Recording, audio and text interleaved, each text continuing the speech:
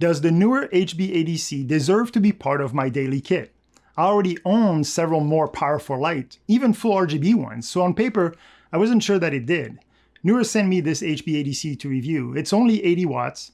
It isn't the smallest light that I own, and it definitely isn't the most powerful one. But after using it on several real shoots, it kept solving problems that none of my other lights solve quite as easily. And that made me ask a very different question. Could this light actually be the most versatile light in my kit? Before we go any further, let me tell you that I'm actually using the HB80C as my main key light for this video. It's going through my softbox. It's about 6 feet away from me, but the light is set to only 11%, so it's got plenty of power to be used as a main key light in this kind of an environment. Now, this is a pretty small room, it's fairly dark, and it's fully controlled, so I would expect the light to do well. The light comes in this great little travel bag. It has everything in it. It's got the light, it's got a modifier, which is awesome. It's got a very long USB-C cable. It has a bracket to attach the light to a light stand that can tilt, and it comes with a tripod. The tripod is great because you can use it as a handle if you're walking around with the light, for example. The only thing that's missing on that tripod is it has no way of tilting. So you screw the tripod at the bottom of the light and that's it. It has no way of tilting up and down, or no way of connecting to the bracket they already gave you, which I think is a miss. Now, I was able to use a bracket that I already have in my kit to add the ability to tilt the light. So that was no big deal on my end, but I feel like that should be part of the kit. Typically, I don't keep those type of bags. When I get new equipment, I normally disregard the bag and make the equipment part of my kit, like in my hard cases. But in this particular case, everything fits so well that right now I'm traveling with the bag. I simply either put it in my suitcase or in one of my already existing boxes, and I'm good to go. This light has so many features, it's hard to know where to even begin. So let's start with my favorite one. This light actually comes with an internal battery, which is a great way of solving problems on set, because now I can put this light just about anywhere. I was actually on location shooting this client, and we needed to add some color on the bottom of the staircase. The background was already had some blue on it, and I wanted to bring a little bit of levels underneath that staircase, so we decided to splash some blue there, but there was no plug anywhere. We looked and there was nowhere for us to plug the light. No problem, just put it on the tripod, put it on the floor, point it straight at the staircase, and we ran for quite a while. Now the battery lasts at full blast about an hour and a half. And that's a great feature. It really, really is my favorite part of this light, because it gives me an autonomy that I just don't have with my other lights. It's important to understand that while using the battery, this light can only output 65 watts. If you want to use 80 watt, you have to connect the USB-C cable to a 100 watt power distribution plug.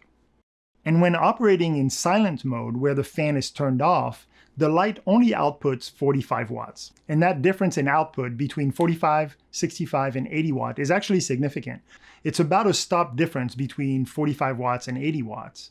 And it's about half a stop between 65 and 80 watt.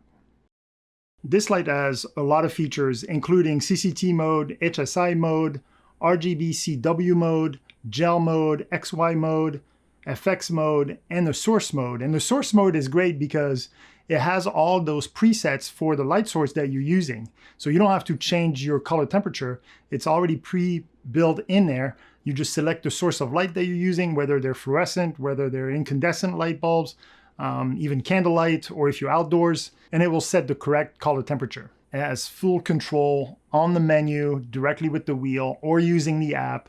One of the cool features that it has, it's got those two different wheels, color wheels, that's in the gel mode, and it just allows you to visually be able to scroll through the colors that you might be interested in. And instead of having to dial in, the RGB, for example, you can just look at the wheel and scroll through whatever color you want to actually use.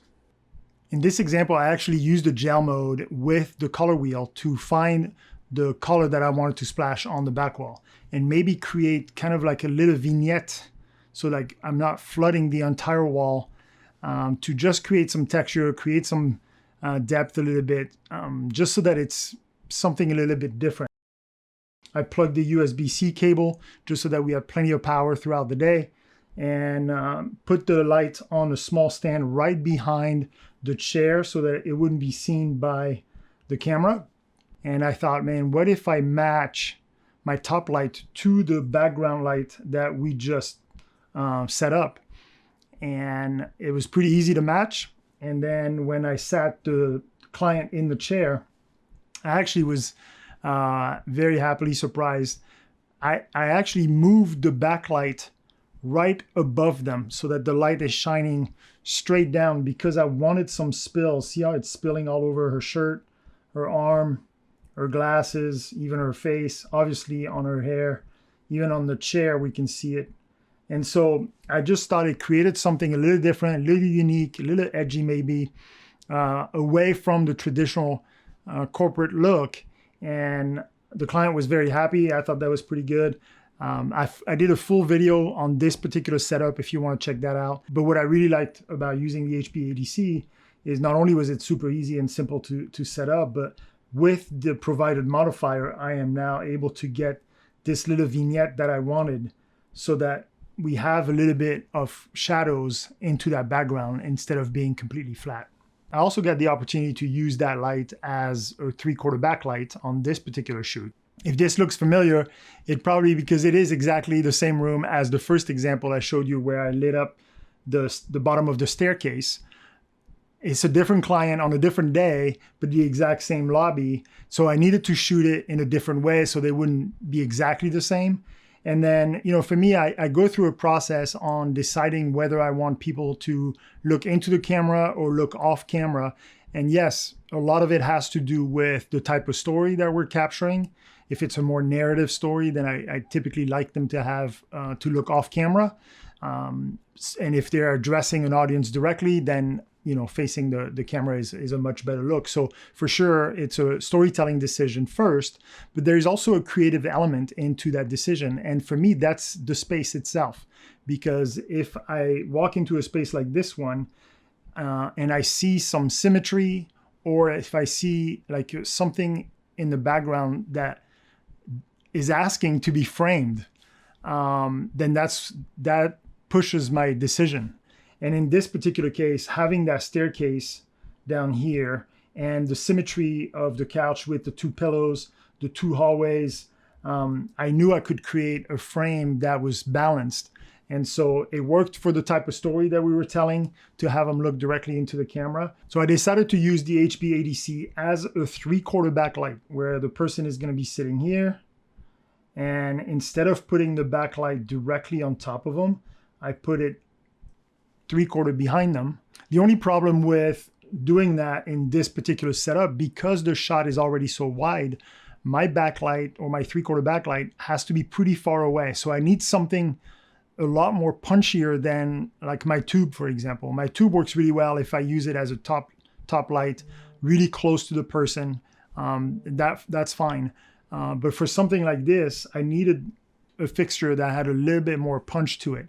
And so using the HB80C with the modifier, I was able to then really have the 3/4 backlight that I wanted. And you can see it here.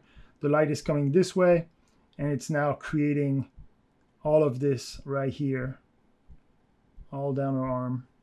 And in a traditional backlight, it would have looked very different, because that top light would have been here, and you're basically just illuminating the top and the shoulders here, which is kind of what's happening here, right? Like I have my backlight and it's illuminating here, here, and then on top of my head. I set the light to 3100 Kelvin, which is a lot warmer than the color temperature in the camera. I believe we set the camera to 4100. And so that creates that color, that gold look on her hair that to me, I think is very valuable. And then you can see that the intensity is only 29%. So I had plenty of punch here to actually keep raising the intensity if I wanted something a lot more like harsher. The other thing I would like to mention about this setup is because the HB80C has its own modifier and I can travel with that extra modifier, it really has a domino effect on my overall setup, because I normally only travel with one modifier, and that's the one you see here on my key light. And I love using my 4x6 frame diffuser when I'm shooting such a wide shot, so that way I have a nice soft light on the entire length of my subject's body versus if I use my softbox, there's a chance that I'm going to see the edge of the softbox where the light is going to fall off on, below their shoulders. And so having that extra modifier is really important in this particular setup because now I don't compromise. So does the NEEWER HB80C belong in my kit? Absolutely. It has proven capable of solving many different problems and I can put it to work quickly. That versatility has made the HB80C a must-have part of my production workflow. If you want to take a closer look and decide whether it fits your kit, I've included the product link and current details in the description below. What makes a light valuable enough to stay in your kit? Let me know in the comments. Thanks for watching and happy filming.